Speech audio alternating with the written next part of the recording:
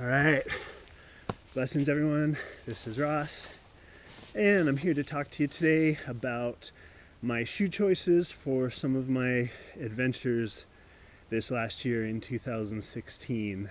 And they centered around sort of this interesting gray area that I've been fascinated with, where it's a blend of ultra running, fast packing, and mountaineering, maybe just sprinkled with a hint of through hiking for some flavor. And when you get into these sort of in between areas where it's not one discipline or another, it's sort of challenging and fascinating because there's not gear that's specifically made for it. Now in 2015, I attempted a project around Mount Rainier with Richard Kresser, and it included traversing the summit of the mountain and then combining that with the Wonderland Trail. And we tried to do it in strict unsupported style, carrying all of our gear from the beginning to the end, and started at White River, went part of the way around the mountain, then did the summit traverse. Then we were going to continue the opposite direction and finish off the rest of the Wonderland. We had left us 60 miles or so, but we had trouble with weather. We missed our summit window and it was kind of warm, so we ended up waiting through a day. And then I was running low on food, considering the extra day. Richard was running low on time, and the whole project was just off at that point. So we called it, and we just did what we ended up calling the Cowlitz Connection, which was a pretty sweet little route, actually. But it really showed me the weakness in our plan because we were carrying separate running and mountaineering kits. So we had trail running shoes with us, but we also had like traditional, big, heavy, stiff mountaineering boots that we were carrying, and it wasn't tenable. It wasn't sustainable to carry two separate kits like that when we were trying to cover ultra distance. Now, the later that year, actually, Ultra came out with the NeoShell right here, boom, version of the Lone Peak. Now this is essentially the same Lone Peak shoe that I'm wearing today.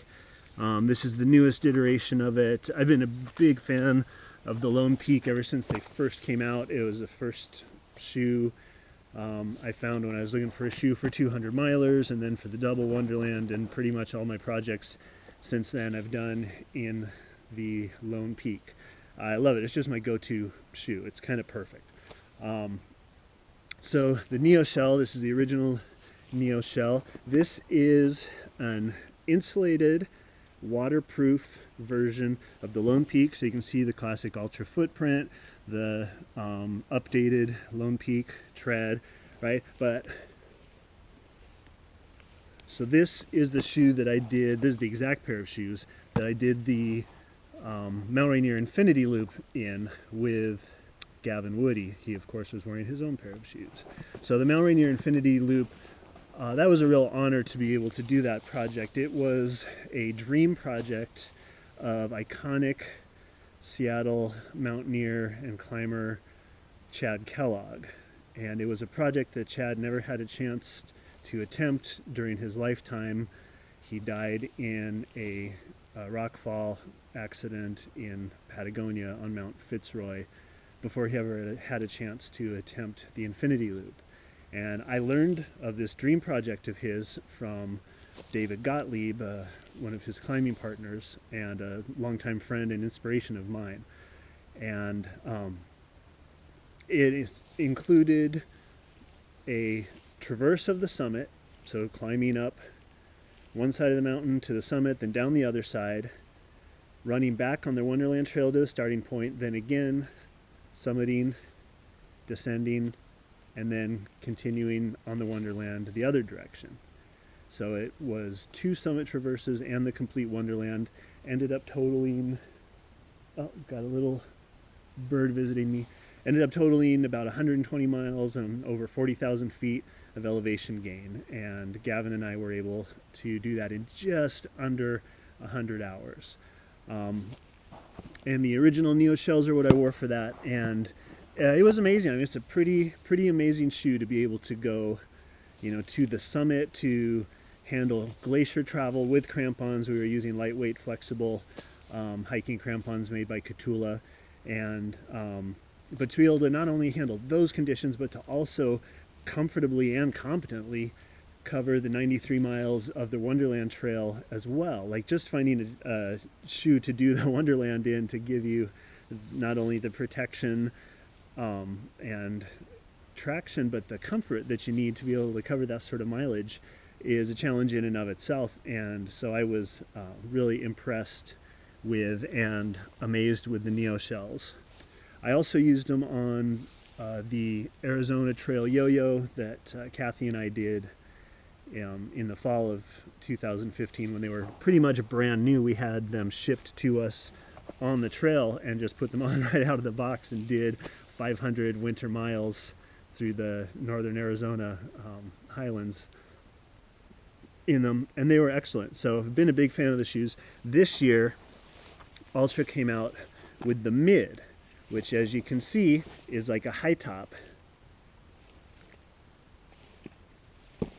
And you know, it's been a long time, aside from the Cowlitz connection, it's been a long time since I've worn anything even resembling a boot. I stopped wearing hiking boots, I don't know, probably 12, 13, maybe more years ago. I was wearing running shoes on the trail before I was even a runner, because the piece of gear that was consistently injuring me was my boots. I was wearing big, you know, heavy, rigid, old school boots, and I even tried some lighter ones, and it just, to me, the philosophy didn't work. The idea of immobilizing the foot in order to protect it just doesn't make sense. The foot is designed to move and to connect with the ground you're walking on and working with.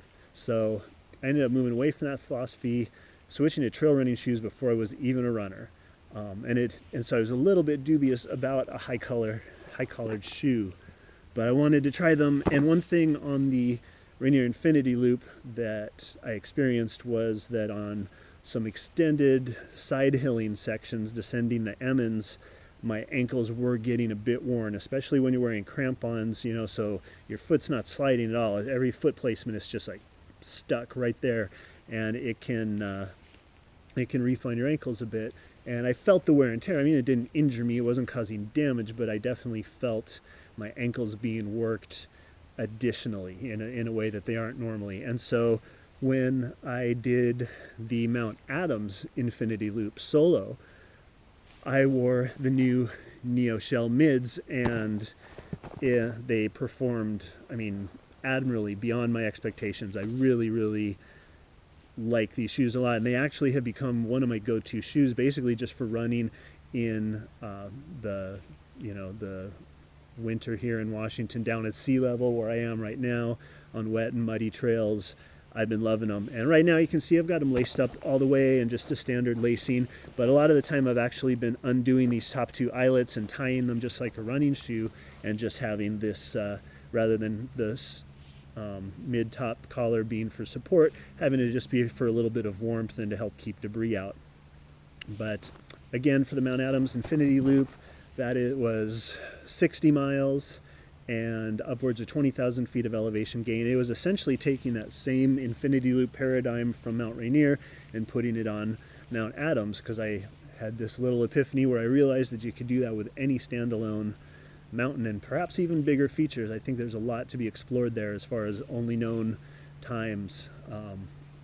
To me, it's a really exciting idea. It's exactly the sort of thing that I just love to dork out on. So the Mids are essentially the same as the NeoShells. You can see these are the styles updated and the patterns and the design a little bit, but they both have the gator trap to hold your debris gators in place. And of course, on the mountaineering sections, on the glacier travel and summiting, I was wearing them with knee-high mountaineering gaiters, and I used a little bit smaller gaiter than I would with a full-size mountaineering boot, and put it obviously over the shoe, and then I put my crampons over the gaiter so that the straps for my crampons helped hold the gaiter in place, simply because these are trail shoes and not mountaineering boots, and they're lower volume than any mountaineering boot. So I was using the crampons to help hold the gaiters in place. and it worked amazingly well. So if you're looking to expand your kit, if you just want a great hiking, walking, running shoe for winter, this is my recommendation. But even if you want to do something that's out beyond the fringes of what people have imagined up to this point, you want to do something different and unique and push your boundaries and kind of test the limits of what's possible, these are excellent shoes if you're going to be involved in snow travel, glacier travel, and harsh conditions of those sorts. So that's just a quick primer on my experience with the NeoShells. I'm a big fan of them, and you'll definitely be seeing them on me through a lot of future adventures. So in the interest of full disclosure, I am an Ultra ambassador, have been for, I believe this is my 5th year.